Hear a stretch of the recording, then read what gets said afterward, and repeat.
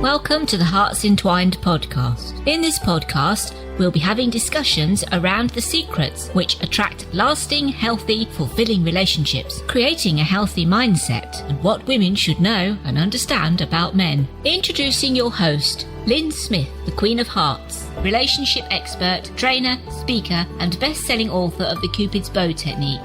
Lyn's mission is to have a positive impact in reducing divorce, domestic violence, and suicide. Welcome to the Hearts Entwined podcast. This is your host, Lyn Smith, the Queen of Hearts. And today, listeners, I've got Roula Salman with me today. Her business is life coaching and in particular, specializing in relationships. So, hello, Roula. Hello, how are you? I'm great, thank you. And whereabouts in the world are you, Roula, for the benefit of the audience? So I live in Illinois in the US, in the south suburbs of Chicago. Fabulous. So just tell the audience and myself a little bit about yourself and what's led you to be doing what you're doing now. Yeah, so I just I've always wanted to do psychology and therapy, but I never pursued it because I just ended up doing accounting because I was told to do it. It was more beneficial for me. So I've been married for 30 years and I have 4 wonderful children. But as my kids were getting older, I went back to that interest of psychology and therapy. And as I worked on it, pursued it, I realized that that's actually my passion and my purpose in life. And I signed up for coaching because I wanted to be certified in that. And it's been just a transformational journey. And I'm just so happy that I eventually followed my passion and my heart. Excellent. So, Roula, we were talking a little bit about how to create that honeymoon phase that we all enter into when we go into a fresh new relationship, how to keep that ongoing and what is it that we need to implement and recognize within our relationships to keep them fresh and vibrant and full of passion. So what for you is something that has been identified in your experience as being the key thing that we need to share with the audience around that? Yeah, I think it's important to understand the expectations of us, each individual, because, the movies have taught us that in a relationship, you're supposed to have a honeymoon period throughout your life, right? So, but really it's a honeymoon period. So it's a good thing to have all these special feelings in the beginning, and they do. And it just, when you understand and know that it's just a honeymoon period, that eventually as you get into the relationship, not that love goes away or the feelings go away, but it just becomes more normal. So it appears as if it just ended or there's something wrong.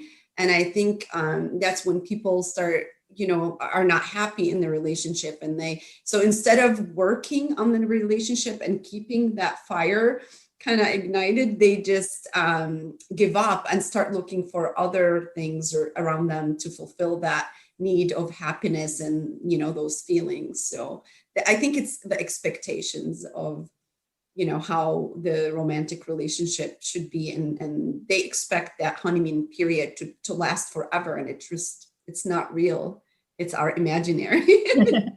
But isn't it the case though that it sort of transforms and can transmute into something even greater if we can just view it through a different lens, I suppose. So how does that happen for people that have longevity in their relationships and keep that spark alive?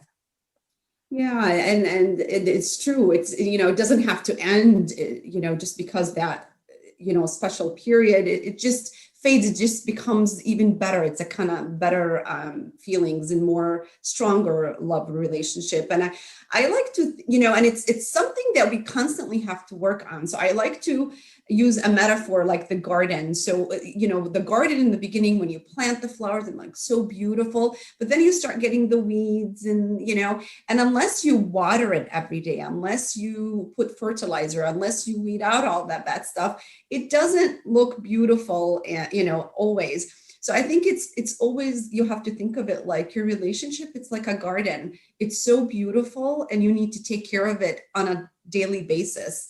So you need to make the time to spend, to do something special with your husband or your wife or your partner. So it's really important to be available and vigilant in your relationship, because if you don't work on it, you simply are not going to have that. So remember the garden, and I need to water it every day. I need to give it that tender loving care, because we do love to be validated and we love the attention. And I think once you work on it and work on it on a daily, not forget about it and come back in like 2-3 months and then all the weeds have grown and, or it's dried out and it's dead. So I'd like to think of it that way. And also you mentioned a little bit briefly off air that we have unrealistic expectations about, what we expect from our partner in terms of that external validation. In other words, quite often we enter a relationship expecting them to make us happy, don't we? Yes.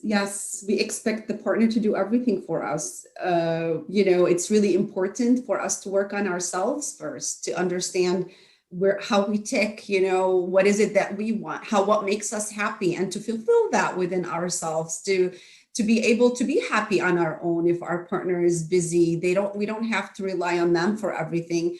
And then to also know that the relationship, it's give and take. It's also what can I give to the relationship, and to evaluate it every now and then, to sit down and say, what's working, what's not working, what can I change?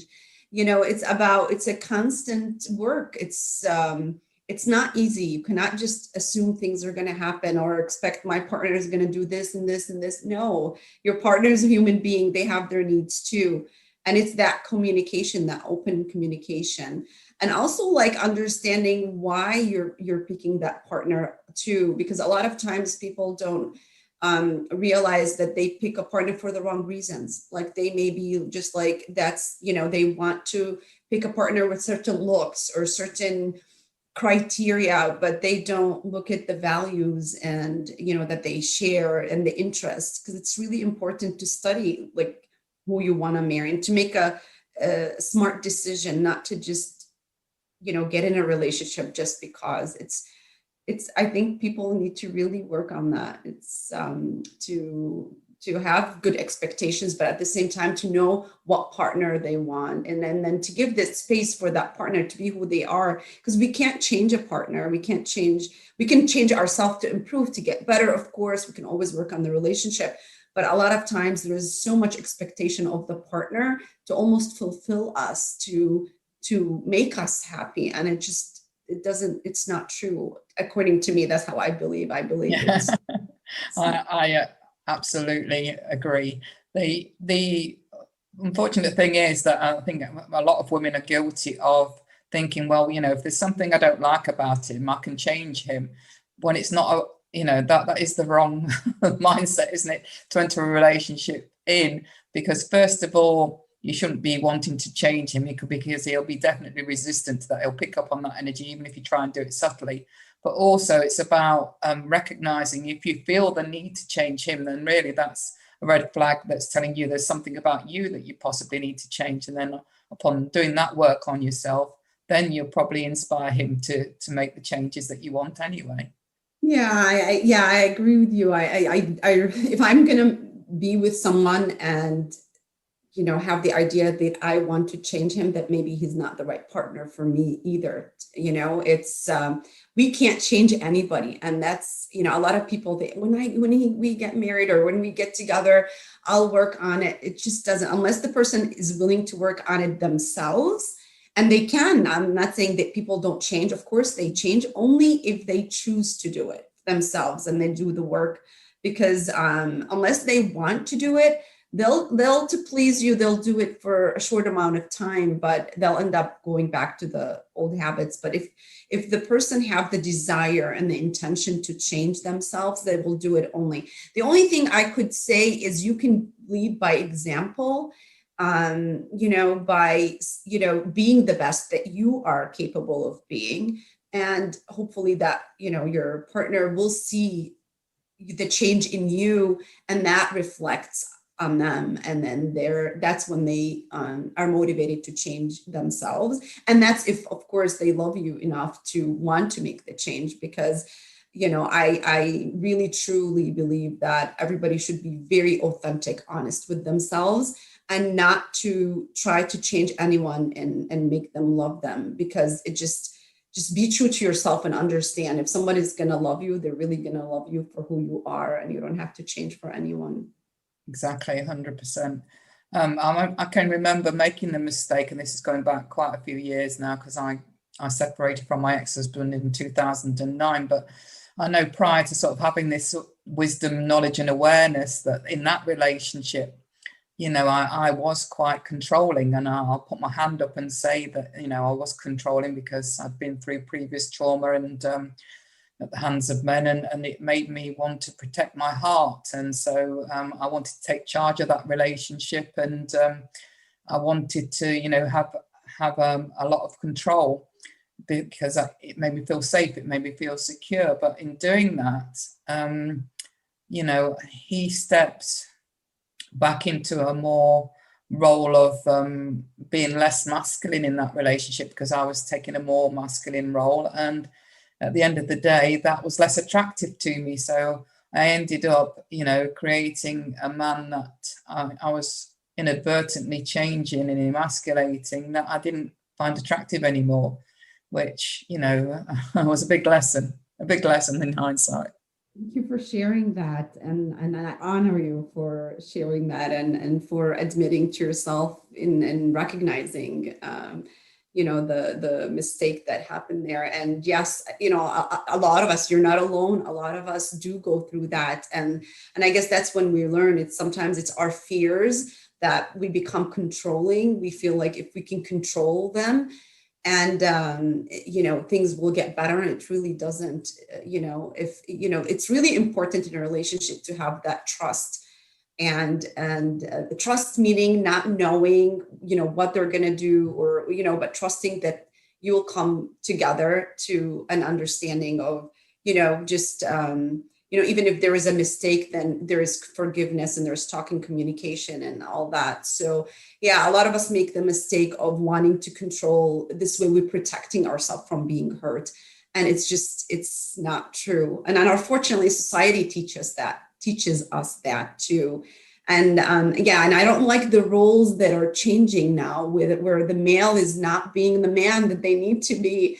We cannot, it's sad, but I like women to stay a woman, because there's beautiful qualities in a woman.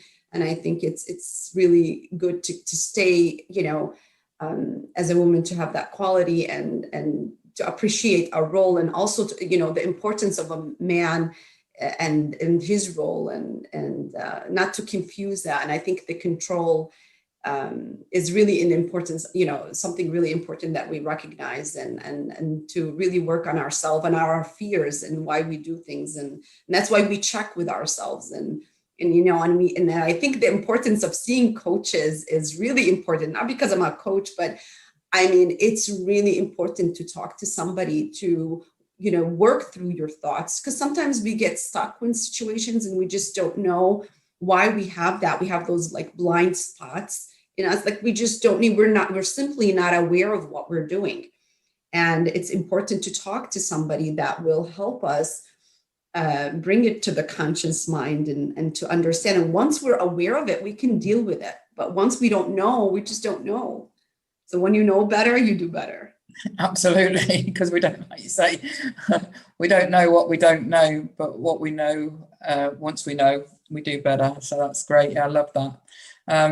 And for me, as I say, that was a huge lesson, in learning how to, in my next relationship, relinquish that control, and then realize how that changed the dynamics of my future relationship. And, I had a lot more passion, aliveness, and it's just chemistry and all the rest that that I think we all want and crave. So in terms of your advice then, Roula, what would you say in terms of what keeps a relationship strong? What a guidance would you give to any audience members that are thinking, I'm in a relationship, it's gone a bit stale. How do I revive that relationship and help myself and my partner, develop more connection and intimacy?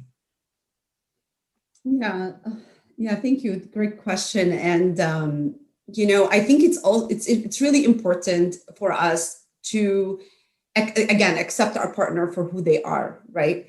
And also, it's really important to understand that there is always 20% of the partner, any partner, like you will not like. There's 80% you will like, but there's always that 20% that because we're just two different people, right? So we have to understand, again, our expectations. We're human beings. We're not perfect people. So we do have mistakes, and to be patient with each other, to understand that we're human beings, and to have that love and to keep the connection. So if, to meet up every week, to have lunch, to have, and to excuse each other if we, can't make, certain events, or if we have issues, to work through it. I think it's like the garden. I'm going to bring the garden again. You need to give it the tender loving care on a daily basis, and to water them. And also the expectations of comparing. A lot of people, it's not because, they think that, they watch other people or other couples, or they watch even the movies and they see, that couples happening, they don't see that in reality, people go through problems. Like, it's not perfect world we live in, and we have issues, whether with kids, whether with jobs. We're human beings, and we have emotions, and sometimes we're sad. And I think it's important to recognize that that we're not perfect, not to compare our relationship with like other relationship, when we really, they always, there's this saying where it always looks greener on the other side, and it's really, we don't know. You don't know. You look at the package on the outside, it looks great, but you don't know. We all struggle. I don't think there is one relationship that's perfect with no, any problems at all. So it's important to just, to like accept, surrender, be committed to the relationship. When you're committed to the relationship, you're not looking on the outside. You're not looking for something else. You're saying, I'm committed to work on this relationship because I care, and it's important to me. And what's my part in it? What can I do to improve that relationship? And I think if each partner think like that, what wrong can it be? You're accepting the imperfection. You're willing to work through it. You are willing to put the time and energy in meeting your partner halfway. I know it sounds so easy, but it is easy. It's not hard if you have that mindset of, I accept you for who you are. I know you're not perfect, and neither am I. And accepting that, and thank you, to validate and thank your partner when you do make the mistakes. And when you do make the mistakes, admit it, because we are, our ego sometimes, we get defensive, and, we start pointing fingers because I don't want to be wrong. But, it takes courage to say, yes, I made a mistake. I apologize. How can I make it better? Because it's really, at the end of the day, we all want to be connected, loved, and validated. And if we can give that to our partner, I don't see why the partner won't do it. And if they don't want to do it, because a lot of partners choose not to for their own reasons, then you know what? I've done my best. I know that I'm in a good place. I love who I am. I will not change for anyone. If that person doesn't recognize it in me, doesn't see me as whole, as they want to see me, then really it's on them. It's not on me. I will do the best I can to be the best I'm capable of, but that's all really I can do. And I think once you have that confidence in yourself, your partner will see it. And they'll see that you don't love them because you're needy. You love them because you walk with them. You know, it's like you share that happiness, but then you're really happy apart as well. Yes. I think it's an important thing that you mentioned about, having those expectations. That word keeps coming up, and I think it's very relevant, especially in the dynamics of the masculine and feminine, because the men can really feel the weight of a woman's expectations energetically, and that puts pressure straight away on the relationship and makes him want to create distance and withdraw. And that's when that can bring up in the feminine or the woman the anxiety and the anxiousness, can't it? And go into our space of fear and worry about, well, why he's distancing himself. Right. And also to always respect each other, because, we're always on our best behavior with other people. But when it comes to our relationship, we're almost like just so much comfortable that we forget to be kind and respectful. And, because we tend to do it for like the outside, then we wear a mask on the outside and we're like our best, we behave in our best selves. But then we're with our loved ones, we almost kind of like take them for granted. So don't take your partner for granted, hold them high and they will hold you high. Yeah, I 100% agree. And, it's about knowing that you are capable of keeping yourself happy, regardless of whether they're with you or not. And, when they're with you, it's just like the icing or the cherry on top of the cake, isn't it? You're already living a happy, fulfilling life, and they just complement it. You don't need them to complete you. You are already complete in yourself. Absolutely. I agree with you 100%. I love that. So do you think it's still important then to set aside regular, especially if you've got kids, I suppose, in terms of finding times where you can share some intimacy, not necessarily sexual intimacy, but intimacy where you can connect with your beloved or your husband or your partner or your spouse, in terms of, say, setting aside regular date nights, for example? Absolutely. Put it on your schedule. Make a point of it. Get a babysitter. Make time, just like you make time for anything else. Make time for your spouse or your partner, your loved one. Make the time. Put it on your schedule at least once a week. And, connect, even if it's 10 minutes in the evening. And don't talk about, like, almost train yourself to keep any work stress or any outside, and just really, even if you sit down with a glass of wine or a cup of coffee or a cup of tea, whatever, and just connect, whether even a walk for it. And it doesn't have to be, a long time. Just be present with the partner, feel that energy, that connection. And I think if you keep that going on a regular basis, and it's really important, because consistency, and yes, to put it on your schedule, that is extremely important. I found it to be very important to connect on a daily basis, even, with a nice message, sometimes randomly, to remember them. It doesn't have to be, a lot or crazy, or, just a simple, and then again, it's for each, couple, they plan it together. It doesn't have to be one way, whatever works for the couple. But I think it's that communication is really important. And if you struggle, get help. No excuses. If there's a way, if there's a will, there's a way. Yeah. I think it's also important as well, no matter what age you are, and no matter how long you've been in a relationship, to still have that flirtiness as well, which you can instigate in a text, to create a bit of suspense for what might take place later on, for example.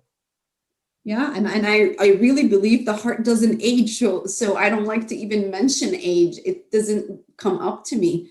You have to live your life and follow your heart. And if you're 95, 100, and you feel like you need to send that message, do it. Who says, sometimes societal values, I don't know, they tell us, like, says who, that 100-year-old can't send a message of love and that, yeah. So no, age is not an excuse. That just reminded me, actually, when I was a teenager, I used to visit an old people's home because they liked to have visitors visit the old people there that didn't get any visitors at all because they hadn't got any relatives or friends that visited them. And there was one old lady there I really hit it off with. And she was so funny because even though I was just like a teenager, she was quite open about, being quite flirty and playful and still interested in men. And I don't know how old she was, but she's probably at least in her 70s. And she said, don't you be fooled? She says, there may be snow on the roof, she said, but there's still fire in the grate. That's right.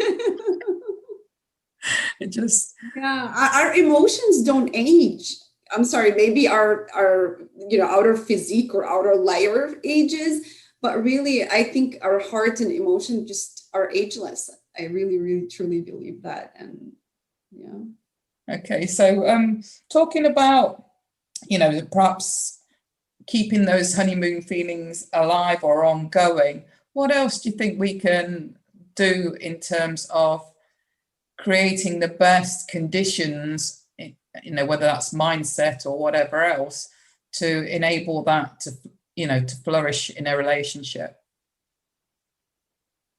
I'm sorry, I didn't quite understand your question.